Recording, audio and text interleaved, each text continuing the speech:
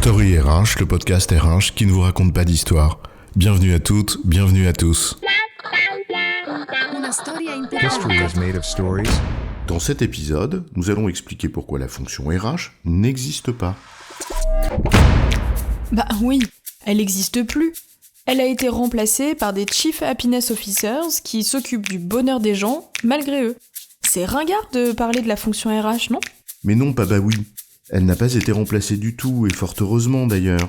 Je croise régulièrement des praticiens de la dite fonction RH qui font remarquablement bien leur métier et le plus souvent humblement dans l'ombre. Donc elle existe. Et paf, ton podcast au titre à la noix et racoleur, il est mort dans l'œuf dès la 4e phrase. Ça t'apprendra à vouloir faire le malin. La fonction RH, elle existe puisqu'il y a chaque jour des articles et des études qui nous expliquent que la fonction RH est comme ci ou comme ça. Pas si sûr, et surtout pas si simple que ça, chef. Allons un peu plus loin que le bout de nos données. La fonction RH n'existe pas ? C'est quoi l'histoire ?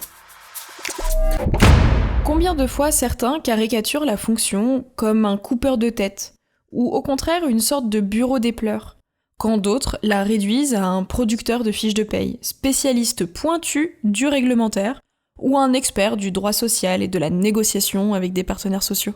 Et alors on y va de caricature en caricature, n'hésitant pas à la bâcher et l'affubler de tous les mots. À vrai dire, ce n'est pas bien difficile quand on ne la connaît pas.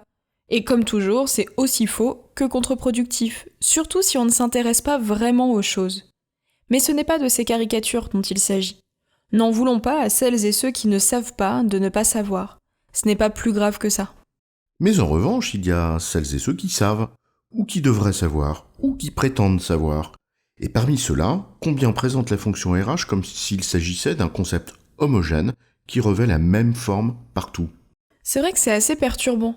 Quand tu lis par exemple des affirmations du genre « les DRH s'engagent dans le digital » ou « les DRH pensent que je sais pas quoi », tu te demandes quand même « mais c'est qui les DRH ? Toutes les entreprises ? Elles sont donc toutes les mêmes ?» Or, si on connaît un peu la réalité du métier, et surtout de la vie des entreprises, il ne faut pas sortir de la cuisse à Jupiter pour savoir que la disparité des situations, des représentations, des périmètres ou même des manières d'exercer le rôle est extraordinairement grande. On met d'ailleurs au défi ces gens-là de répondre aux étudiants qui nous demandent « S'il vous plaît, dessine-moi la fonction RH ». À qui est rattaché le recrutement, et le SIRH, et les relations sociales, et il y a quoi dans le talent management, et la RSE dans tout ça ?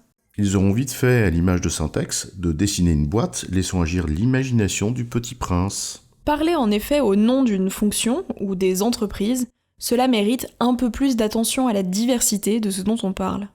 Mettre dans le même sac une coopérative agricole ou une mutuelle et une entreprise cotée en bourse, je suis pas sûre que ça veuille dire grand-chose. Et même au sein d'entreprises qu'on pourrait penser comparables, 2 producteurs laitiers ou 2 entreprises du luxe par exemple, autant te dire que la conception du métier et la culture RH peuvent être très différentes. Sans parler du fameux couple DG-DRH, qui, à lui seul, conditionne des représentations aussi bigarrées que les couleurs de la chemise hawaïenne de Magnum. Ou même 2 personnes qui occupent successivement le même poste de DRH dans la même entreprise. Tu verras que les collaborateurs, comme la DG d'ailleurs, peuvent vivre des situations diamétralement opposées. Mais alors s'il n'y a pas une fonction RH mais une somme de cas particuliers, pourquoi autant d'études, d'articles et autres commentaires qui en parlent ainsi, comme d'un ensemble homogène ? Peut-être parce que certains se disent « si on a quelque chose à vendre à la fonction RH, il faut qu'on lui parle d'elle ». Alors, on lui parle d'elle. Tu sais, du genre le vieux dragueur ou la vieille dragueuse, aussi plouc que plouc. Les femmes ou les hommes sont comme ci ou comme ça, alors que sa cible, et j'emploie le mot à dessein pour le plaisir du parallèle avec le marketing, attendait peut-être juste qu'on s'intéresse à elle ou à lui réellement, en tant que personne. Oui, mais ça demande qu'on y consacre du temps, d'une part, et d'autre part, d'apporter une réponse à la personne, donc personnalisée.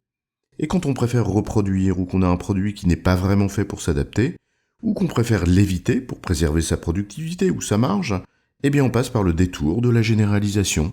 Les plus malins questionnent pour avoir des insights. Puis ils segmentent, ils appellent ça des personas. Les moins malins, comme ils n'ont rien à dire à leur cible, eh bien ils l'interrogent pour lui dire ce qu'elle leur a justement dit. Bon allez, on arrête de dire du mal, c'est la loi du genre au fond, et personne n'est dupe. En tout cas, pas la fonction RH. Tu veux dire certaines personnes qui exercent le métier RH, et pas d'autres. Ouais, bien sûr. En résumé, la fonction RH n'est pas la même d'une entreprise à l'autre et de nombreux facteurs influent sur son périmètre comme sur la manière d'exercer la fonction. Parler d'une fonction RH comme s'il s'agissait d'un concept homogène et uniforme relève de la caricature et apporte peu à une réelle connaissance du métier. J'ai bon, chef ? Oui, tu as bon. Mais on va pas en faire toute une histoire. Story RH, le podcast RH qui ne vous raconte pas d'histoire. Retrouvez tous les épisodes sur storyrh.fr.